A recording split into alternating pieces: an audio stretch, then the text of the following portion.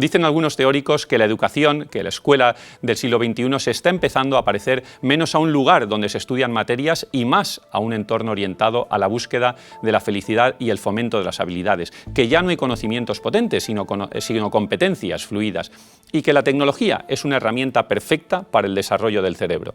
Sin embargo, para los llamados nativos digitales, el déficit de atención y las adicciones se está convirtiendo en un problema de primer orden. En esta segunda parte del programa nos preguntaremos si está agotado el modelo educativo y cómo educar en la nueva era de las tecnologías.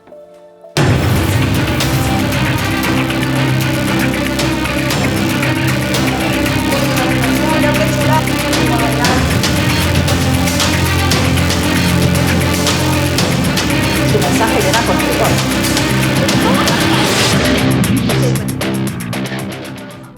Pues me acompañan para este diálogo Catherine Lecuyer, doctora en Educación y Psicología y autora, entre otros muchos libros, del bestseller Educar en el asombro. Buenas noches, Catherine. Buenas noches. Y Silvia Álava, doctora en Psicología Clínica y también autora de muchos libros. Silvia, buenas noches. Muy buenas noches. Pues yo quería empezar con una pregunta, y si puede ser que me respondieseis de manera breve. Catherine, la educación que están recibiendo nuestros hijos, que le estamos dando a nuestros hijos, nosotros, las escuelas, ¿es muy diferente de la que recibimos nosotros? Yo creo que sí, es decir, el niño es el mismo que el de siempre, ¿no? Pero lo que pasa es que el ambiente en el que educamos es distinto. Hay mucha sobreestimulación, educamos en el cansancio, con poco tiempo, y antes obedecíamos a nuestros padres y ahora obedecemos a nuestros hijos. Silvia. Yo estoy completamente de acuerdo. Lo que ha cambiado es la sociedad, pero tenemos que tener muy claro que los niños, su desarrollo cognitivo, evolutivo y emocional no ha cambiado tanto. Sin embargo, hemos cambiado mucho lo que les estamos exigiendo. Catherine, tú tienes un libro que es Educar en la realidad, si no me equivoco, sí. Y hablas de la importancia de las relaciones interpersonales, del contacto, de la escuela presencial, en definitiva, ¿no? ¿Pueden padecer, si eso no se produjese, un déficit de realidad, por decirlo de algún modo, que creo que es un poco una expresión que tú utilizas en tu libro? Yo creo que sí, porque antes nosotros estrenábamos la realidad siempre desde lo real, ¿no? Es decir, los niños pequeños aprenden de dos formas, a través de las relaciones interpersonales y a través de las experiencias sensoriales. Y hay cada vez menos experiencias sensoriales, están cada vez más estrenando la realidad a partir de un mundo plano, un mundo en dos dimensiones. Por ejemplo, un conejo, ¿no? Pues lo conocen, es el Bugs Bunny, pero no saben, no han tocado a lo mejor nunca ese conejo peludo que está en la realidad, ¿no? Entonces yo creo que sí que hay ese déficit de realidad. Y Silvia, ¿qué opinas sobre esto? ¿Hay que seguir cultivando esas relaciones interpersonales o...? Completamente de acuerdo, porque además sabemos que para poder desarrollar una serie de competencias que son fundamentales para el éxito de la vida, que son las competencias socioemocionales, esas para desarrollarlas con éxito es que hay que hacerlas de tú a tú con las personas.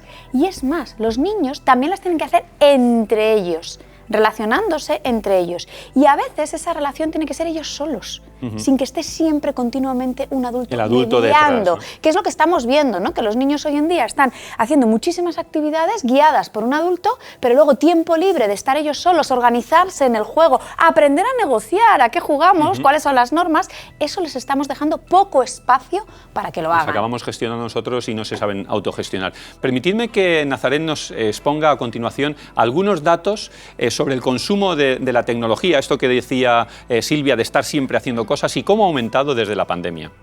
Pues vamos a verlos, Jesús. Según la Gasol Foundation, un 80% de los menores de entre 8 y 16 años pasaron una media de 5 horas cada fin de semana frente a las pantallas en el año 2022. Son más de 3 horas a diario, son unos 21 minutos más que hace 3 años. Lo cierto es que son datos preocupantes porque se recomienda que sean menos de 2 horas al día. Recordemos que hay diferentes estudios que muestran que las pantallas reducen sensiblemente la atención, capacidad de concentración y aumenta el riesgo de fracaso escolar. ¿Tú estás de acuerdo con estos datos? Porque a mí es que algunas veces no me salen los números. Los números no me salen, ¿no? Porque si los niños tienen que ir al colegio, si tienen que dormir, si tienen que comer, ¿cómo pueden estar tantas horas delante de la pantalla? Bueno, porque lo que ocurre es que están midiéndolo en el contexto de una multitarea tecnológica. Es decir, si un niño está haciendo los deberes con una pantalla mientras está viendo una película, mientras está viendo a su hermano con los videojuegos, claro, están acumulando esas horas. Entonces, muchas veces vemos, ¿no? Una persona persona viendo una película mientras ve el WhatsApp. Pues eso cuenta por 2 horas, ¿no? Entonces por eso salen más horas, porque bueno. si no, no saldrían los números, ¿no? O sea, ¿no es tan preocupante entonces? Bueno, yo creo que sí lo es, porque no es lo mismo consumir pantalla de forma secuencial, ¿no? Ahora estoy viendo una película tranquilamente, luego mirar en mis redes sociales. No es lo mismo eso que estar en una continua multitarea tecnológica. Claro, es que las consecuencias de la multitarea tecnológica intensa son importantes. O sea, los estudios hablan de una pérdida del sentido de relevancia, porque ante ese bombardeo continuo tecnológico no somos nosotros que consumimos la información, sino que es la información que consume nuestra atención. Y nos convertimos, dice un estudio de Stanford, en enamorados de la irrelevancia, ¿no? Y esto es la razón por la que a la 1 de la mañana hacemos un clic encima de una noticia, que es la venta de un calcetín de Michael Jackson por 200.000 euros en una subasta de Christie's, ¿no? Y dice, ¿qué estoy haciendo yo viendo esta noticia? Pues porque hemos perdido un poco el norte, ¿no? No somos conscientes de lo que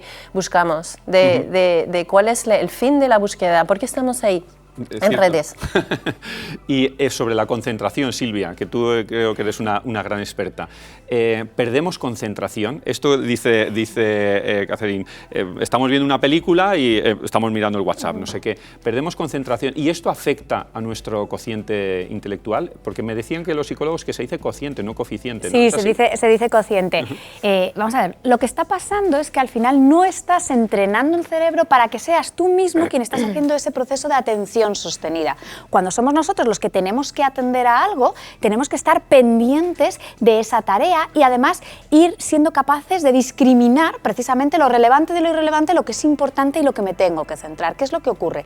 Que las pantallas lo hacen ellas solas el proceso de atención sostenida, porque son estímulos que cambian muy rápido, tanto a nivel visual como a nivel auditivo. ¿Y qué ocurre? Que yo apenas tengo que estar haciendo ese esfuerzo. Por eso eres capaz de estar durante muchas horas enganchado a cosas que dices, pero ¿qué hago yo viendo esto si es que ni tan siquiera me interesa?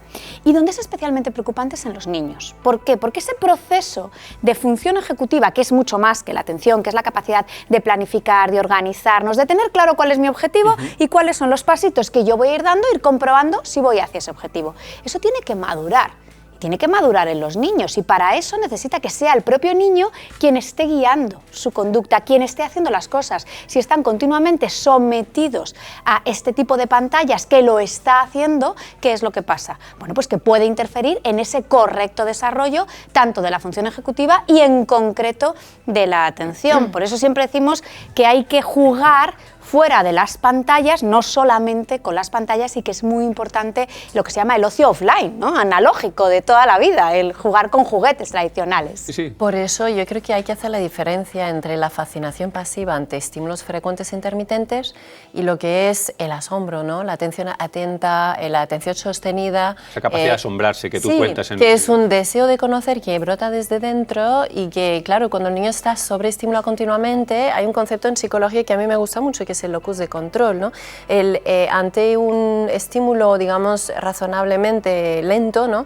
Pues es el usuario que está controlando, ¿no? Lo que está consumiendo a su tiempo, y el locus de control es interno. Eso es muy importante, porque el locus de control externo, esto es que el niño está al remolque de los estímulos constantes, y al final tenemos adolescentes que el locus de control externo es un adolescente al final acaba siempre diciendo la culpa es de fuera, ¿no? Yo no controlo mi vida, y si suspende dice me han suspendido. Entonces es que eso es una consecuencia, ¿no? Y Silvia, ¿y dónde está el equilibrio? Porque te habrán hecho miles de veces, ¿no?, los padres la pregunta de, bueno, sí, está muy bien, hay que poner límites, pero al mismo tiempo tampoco podemos poner puertas al campo. ¿Dónde está el equilibrio? Pues yo creo que es que lo primero que tenemos que saber es que la tecnología no es mala, ¿vale? Que cualquier persona que nos esté escuchando que diga, oye, que no es mala, lo que pasa es que hay que utilizarla correctamente. Entonces, ¿dónde vamos a darnos cuenta que tenemos un problema? No en la cantidad de horas que está nuestro hijo, nuestra hija o nosotros mismos utilizándola delante de las pantallas, sino la interferencia que está haciendo con la vida. Si tenemos al típico niño o niña que cuando no está jugando a la pantalla se enfada, cuando le dices tienes que apagar el videojuego se coge un rebote de este ahí impresionante, cuando tiene que hacer cosas él solo, leer un libro, hacer tal, es que estoy aburrido, es que yo no soy capaz, es que tal, entonces a lo mejor ahí, aunque no esté muchas horas dedicándoles a las pantallas, ¿qué es lo que está pasando? Que tenemos un problema. Y hay una cosa que sí que quería añadir, cuando decías, a mí no me salen las cuentas de estas horas que estamos echando, ¿no?, entre las pantallas, mucho cuidado, porque las que se las estamos robando es al sueño, y esto sí que es muy peligroso. ¿Por qué? Porque el sueño es fundamental, es que si no dormimos bien y no dormimos las horas necesarias, compramos todas las papeletas para tener un problema tanto de salud físico como de salud mental. Y todavía en los niños es más importante, porque las funciones del sueño son fundamentales, que es que se tiene que segregar, entre otras cosas, la hormona del crecimiento. Entonces, mucho cuidado con robar tiempo de sueño por introducir más tiempo de tecnología. Yo estoy de acuerdo con lo del sueño, pero discrepo respetuosamente, ¿no?, con lo primero que decías de que, o sea, que yo creo que la tecnología no es neutra. Ahí sí que yo pienso profundamente eso, ¿no? Porque la tecnología, el modelo es que las plataformas tecnológicas y todos esos dispositivos, ¿no? Y además es que he estado trabajando en la industria durante años cuando estaba en Canadá, ¿no? Es que no están en el negocio de entregar contenidos, plataformas y servicios a sus usuarios barra clientes, están en el negocio de entregar la atención de sus usuarios a los que patrocinan sus contenidos y por lo tanto el modelo de negocio de esas empresas es enganchar a la persona que está delante de la pantalla cuanto más tiempo posible para poder luego vender ese tiempo de atención y esos datos privados a los que venden banners y publicidad. Por lo tanto, yo creo que está diseñado para enganchar, en definitiva. Y a lo mejor un adulto, si a nosotros nos está costando, porque estamos viendo noticias de la venta del calcetín de Michael Jackson, pues podemos imaginarnos una mente que no está preparada, ¿no? O sea, que a nivel neurológico y también en el plano de las virtudes humanas. Y Catherine, precisamente en esta sana discrepancia, que es muy positiva que tengáis, hay dos grandes tesis, que no significa que responda a cada una de vuestras posiciones, pero hay dos grandes tesis, lo de retrasar cuanto más posible la tecnología a los niños, el acceso, ¿no? Pues a los 12, a los 14, en fin, a la edad que cada uno considere, pero retrasarlo lo máximo posible, y otros dicen, no, hay que adelantarlo mucho más. Esto es como cuando se contrata a una persona a una pastelería y el pastelero le dice el primer día, come todos los pasteles del mundo, atrácate, que ya no te van a gustar, ¿no? Para que los odies. Pues, ¿en qué tesis nos situamos, Silvia? Pues es que eso de lo de los pasteleros, aquí no, a Aquí todo no el mundo, funciona, atrácate y demás, no va a funcionar, se nos va a enganchar. Yo creo que hay que utilizar el sentido común, no podemos adelantar las tecnologías, lo siento muchísimo, hemos dicho, el cerebro del niño tiene que madurar y los procesos cognitivos tienen que hacerse fuera del mundo tecnológico. Entonces, de hecho, la Asociación Americana de Pediatría lo dije clarísimo, antes de los 2 años, 0 pantallas. Y cuando estamos hablando antes de los 2. Antes de los 2, 0, pero 0 es nada.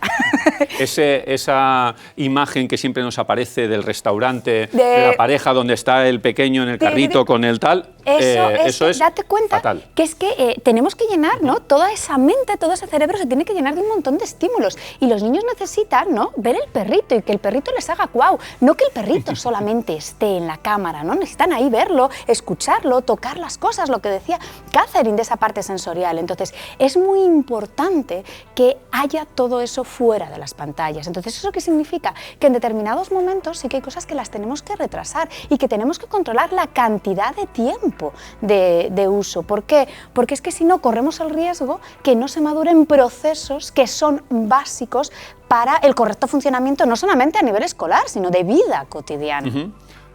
¿Retrasamos cuanto más? O... Por supuesto que retrasamos cuanto más. Es decir, que yo siempre la frase de todos mis, ¿no?, es que la mejor preparación para el mundo online es el mundo offline.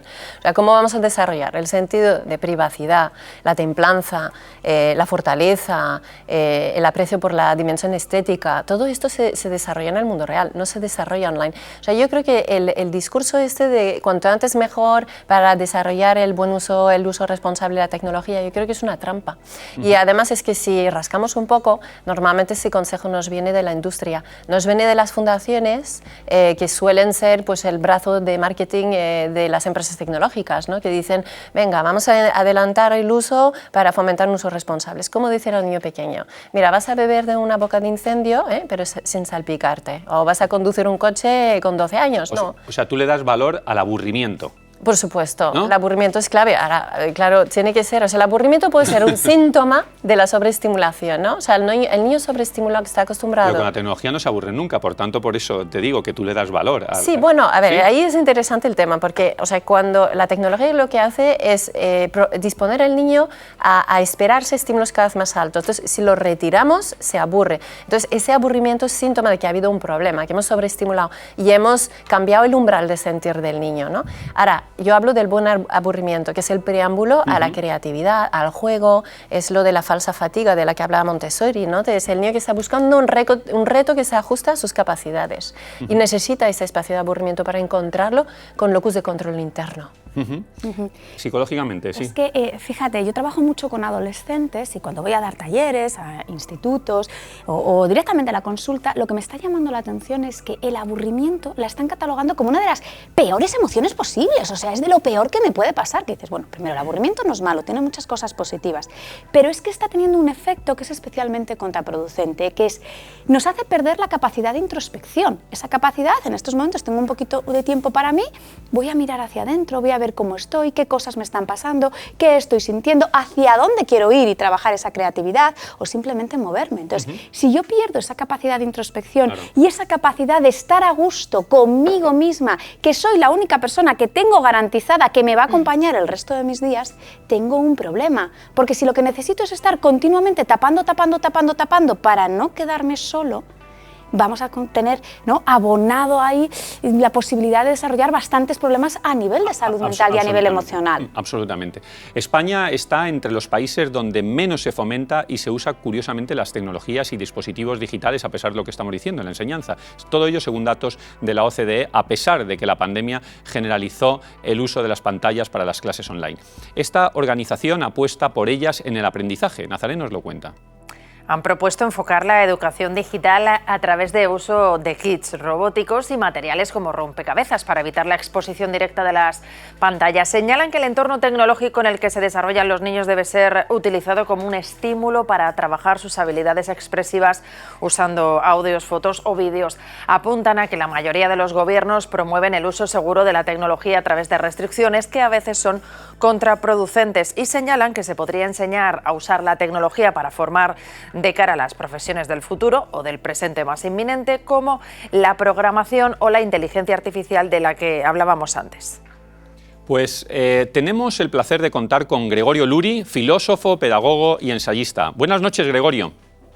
Encantado de estar con vosotros, claro que sí. Un placer.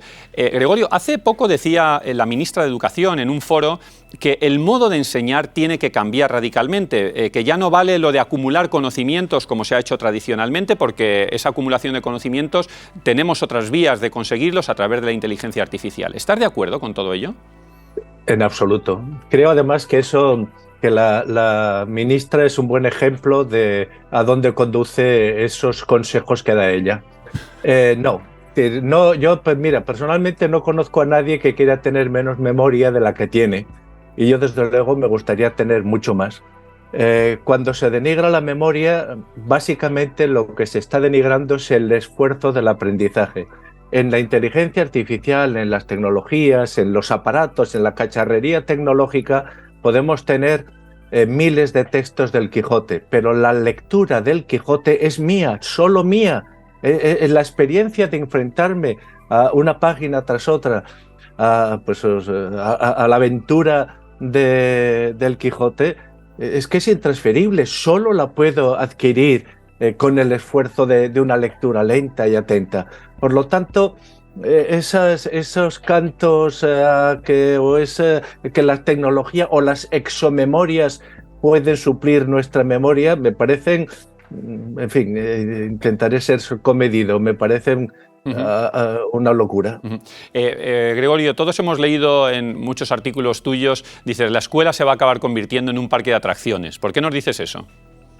Porque aprender no es surfear, aprender es un ejercicio de submarinismo. A un parque de atracciones vamos a pasarlo bien, a la escuela vamos a modificar nuestra vida, a buscar trayectorias, a buscar salidas, a crecer, a elevarnos a nosotros mismos sobre nosotros mismos, a disponer de maestros que nos muestren las mejores posibilidades de lo que podemos ser, en fin, a toda una serie de actividades que cuando se convierte el aprendizaje, pues eso, en un ejercicio de surfeo, pues él se olvida lo que es pues la atención, la comprensión, el esfuerzo, el hecho elemental que cualquier persona sensata habrá comprobado ya cientos de veces, que no hay sustituto tecnológico a los codos. Gregorio, Por un lado tenemos, y lo estábamos comentando antes aquí en la mesa, una especie de sobreprotección respecto de nuestros hijos, con incluso imágenes sensibles, ¿no? Pues todas las guerras, episodios dramáticos, y luego, sin embargo, nos encontramos, antes lo explicaba Nazaret García Jara en uno de sus reportajes, nos encontramos con situaciones donde hay selfies en las vías del tren en el campo de concentración de Auschwitz. ¿Dónde estamos con todo esto, ¿no? ¿Cómo podemos educar a nuestros hijos de una manera mucho más racional en este sentido? A ver, mira, yo a veces pienso que Freud no estaba del todo carente de razón cuando decía que hay 3 cosas imposibles: gobernar, curar y educar. Nunca tenemos una educación ya, yo ya estoy educado, ¿para qué esforzarme más? La educación es el proceso de educarse, y por lo tanto quiere decir que nunca podremos descansar del esfuerzo de educarnos. Metiendo la pata muchas veces, estando por encima de nuestras posibilidades y otras veces por debajo. Pero comentando lo de la sobreprotección, quizás no esté tan lejos la trivialidad de hacerse una selfie ante lo que supone el dramatismo de Auschwitz, de esa sobreprotección que nos evita enfrentarnos, nos ahorra el esfuerzo de enfrentarnos a dificultades. Y como decían los filósofos antiguos, si no nos enfrentamos a dificultades, ¿cómo conocemos nuestro valor? ¿Cómo podemos conocer lo que valemos si no tenemos experiencia, la experiencia de haber superado dificultades? Cada vez tengo más claro que la sobreprotección es una forma de maltrato. Acabas de citar a los filósofos, a los clásicos, ¿no? Sí. Sí. Tú los has leído, pero ahora nuestros hijos apenas leen los clásicos. ¿Por qué es importante leer a los clásicos? Lo hablábamos antes en la primera parte del programa. Mira, lo primero que tendríamos que tener en cuenta es que los clásicos se han vuelto difíciles, pero no es por su culpa. No es por su culpa. Por lo tanto, si alguien encuentra dificultades en leer a los clásicos, lo que debería plantear es, si quitamos la culpa a los clásicos, ¿quién la tiene? Y Gregorio, por otra parte, me parece... Sí, perdona, termina. Sí, que una de las características de una persona que se quiera considerar pues inmersa en el proceso de autoeducarse es el hecho de no pasar al lado de un grande ignorando su grandeza. Y los clásicos nos proporcionan básicamente eso, experiencias de grandeza. Gregorio, no quiero desaprovechar la oportunidad de tenerte aquí como gran pedagogo y no preguntarte cómo está cambiando la función del docente, si es que está cambiando. ¿Cuál debería de ser la principal función del docente en un mundo tan tecnologizado? A ver, yo creo que la que ha sido siempre. Hoy vivimos en una especie de culto a lo nuevo, a la novolatría, que digo yo, que se olvida, incluso en muchos centros de la escuela cristiana, de las permanencias antropológicas. El hombre no es un ser de temporada, no va cambiando cada 2 por 3, hay permanencias antropológicas y entre esas permanencias está la función del docente. El docente es ahora lo que era en tiempos de Sócrates, es lo que yo llamo de esta manera, es el amante celoso de lo mejor que puede llegar a ser un alumno. Porque hay muchos alumnos que fracasan porque no tienen al lado a alguien que les muestre exactamente o con precisión lo que pueden llegar a ser. Pues Gregorio, muchísimas gracias por tus consejos, como siempre muy útiles, y buenas noches. Un placer, buenas noches y hasta siempre. Adiós. Silvia, hablaba Gregorio de la sobreprotección, ¿no? Decía, la frase ha sido tremenda, la sobreprotección es una forma de maltrato, ha llegado a decir. Es verdad que por un lado están sobreprotegidos los niños y por otro lado, sin embargo, y tú lo comentabas antes y Caterina igual, ese acceso a una pantalla donde tienes absolutamente todo, ¿no? ¿Cómo se compatibiliza eso? Fíjate, no les estamos dejando hacer cosas para las que están completamente preparados o para las que yo tengo que estar a tu lado acompañándote, viendo cómo te caes y cómo te vuelves a levantar y enseñándote a levantar en el camino y sin embargo, con el mundo de la pantalla, ¿qué es lo que ocurre? Que tendemos a ser súper permisivos. No, es que este juego, pero todo el mundo juega, bueno, esto de que ponga, ¿no? La mitad de los padres directamente no saben lo que es el código PEGI, que es el código de edad que nos dicen los videojuegos para los que están recomendados. Y una cosa importante, no tiene nada que ver con la dificultad, porque los niños te dicen, no, es que eso es porque es difícil, pero como yo soy muy listo me lo sé contar. No, tiene que ver con el contenido que se está reproduciendo en ese videojuego. Si son contenidos, oye, que pueden afectar un poquito al desarrollo de la moral. ¿Por qué? Porque se está matando, porque se está exterminando, porque estamos haciendo una serie de conductas promovidas en el videojuego que, claro, ahí un poco pueden hacer esa interferencia. Por eso es tan importante a la hora de consumir contenidos en la red, bien sean videojuegos, bien sea en la tablet, lo que sea, tener muy claro que no nos estamos saltando ese código de recomendación de la edad, que ya te digo que mi experiencia es que no se suele hacer así. ¿Cómo valoras, Catherine, ese binomio de que por un lado una sobreprotección, pero por otro lado ese acceso prácticamente absoluto, ¿no?, a todo lo que hay en una pantalla? Sí, yo siempre me encanta la frase Montessori, ¿no?, que decía nunca hagas para un niño lo que puede hacer por sí mismo, ¿no? Y entonces yo creo que eso nos hemos sustituido al niño, lo hemos vuelto como un ser como incapaz de hacer nada, ¿no? Y esto es un problema. La cuestión de las tecnologías, muchas veces nos preguntamos si está bien y está mal. Yo creo que está mal planteado esa pregunta. Yo creo que la pregunta de verdad es la cuestión de cuál es el coste de oportunidad cuando nuestros hijos están ahí, ¿no? ¿Cuál es la alternativa? O sea, es decir, que cuando el niño está delante de la pantalla, está dejando de hacer otras cosas que son imprescindibles o buenas para su buen desarrollo, ¿no? Y ahí se me ocurre el tema de la lectura, por ejemplo, ¿no? Enlazando con lo que decía Gregorio, ¿no? Es decir, que hay un estudio de Pew Research que dice que en los últimos 36 años el número de jóvenes de 13 años que lee por placer se ha reducido de la mitad.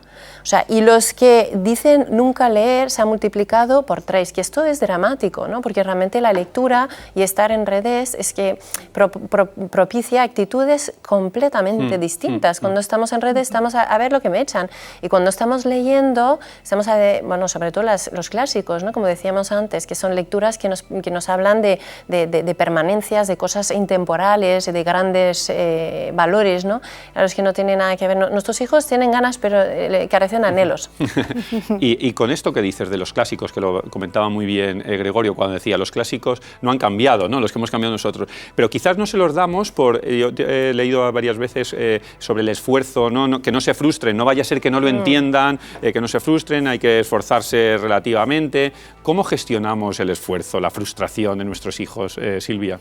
Pues yo creo que es que hay que permitirles que esos pequeños sinsabores de la vida, que esas pequeñas situaciones que van a generar emociones desagradables, tienes que permitir que las experimente, tienes que estar a su lado acompañando, pero al final, ¿qué es lo que estamos haciendo? No, porque no se frustre, porque no lo pase mal, porque no, entonces voy a evitar que lo pase mal, que sufra. Al final, detrás de la sobreprotección hay un malentendimiento del amor maternal, del amor paternal, y es como, no quiero evitar que sufra, pero es que no te estás dando cuenta que lo que estás haciendo es que estás impidiendo que desarrolle recursos, que desarrolle herramientas, que sepa qué es lo que tiene que hacer en la vida cuando estas situaciones ocurren. Y es mejor dejarle, ¿no?, que en un determinado momento a besarle, oye, por ahí hay que ir con cuidadito, que te puedes caer, pero dejar que se caiga y ayudar a levantarse y enseñarle cómo se levanta, porque si no nos vamos a encontrar, pues como tenemos ahora muchos días, ¿no?, en muchas ocasiones, pues con gente que tiene muy poquitos recursos, muy pocas herramientas, muy pocas habilidades y que se siente francamente mal y que incluso puede afectar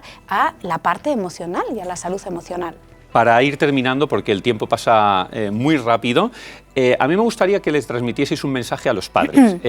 ¿Cómo transmitir a su vez los padres a los hijos el gusto por el saber, el gusto por el leer? ¿Cómo transmitirles esto? Yo creo que es importante que los hijos vean a los padres leer. O sea, que quiere decir que si queremos que lean y no leemos, pues lo tenemos complicado, ¿no? Eso para empezar. Y luego, claro, ¿por qué se han vuelto difíciles los clásicos? Es muy sencillo. O sea, los clásicos son los mismos. El problema es que nuestros hijos no tienen registro léxico. Y en vez de decir me asombra, me encanta, me gusta, me parece fabuloso, fantástico, dicen mola, ¿no? Y entonces, claro, mola, tío, todas esas expresiones que en definitivo lo que hacen... Ahora se dice brother, bro. Bueno, se dicen muchas cosas, brutal, bueno. Entonces, ¿qué ocurre? Que estamos borrando todo el abanico, los matices de lo que uno siente. Y entonces estamos reduciendo eso a una especie de concepto genérico que el niño, al final, al cabo, el adolescente, es incapaz de expresar expresar lo que siente, porque solo tiene una palabra para expresar 25.000 sentimientos, ¿no?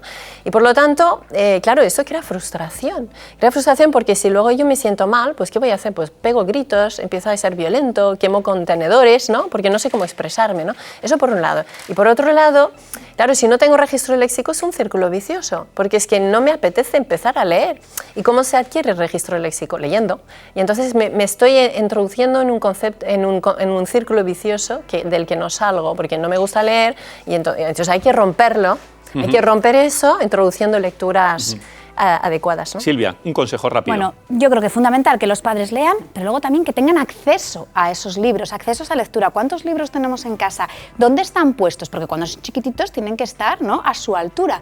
A mí hay una cosa que me encanta, que son las bibliotecas. ¿Por qué? Porque cuando vamos a una biblioteca, ¿qué es lo que pasa? Que ya es el niño o la niña quien elige el libro, que es cuando queremos ahí engancharles en la lectura, tiene que elegir él o ella lo que le está gustando. Luego ya iremos, ¿no?, intentando ahí canalizar a ver qué tipo de lectura podemos promover. Y además hay una cosa más, y es que te llevas el compromiso de yo cojo este libro y dentro de una semana o de 15 días lo devuelvo y me lo he leído. Y me lo he leído por placer, no me lo he leído porque tengo que hacer el comentario de texto del cole, ¿no?, sino simplemente por placer. Y yo creo que puede ser una estrategia también muy positiva. Silvia, muchísimas gracias. Catherine, muchísimas gracias. Muchas gracias a los dos, a las dos por este extraordinario diálogo, y muchas gracias también a todos ustedes por seguirnos una noche más en este programa de La Gran Pregunta. El próximo día nos seguiremos haciendo más preguntas aquí en La Gran Pregunta. Buenas noches.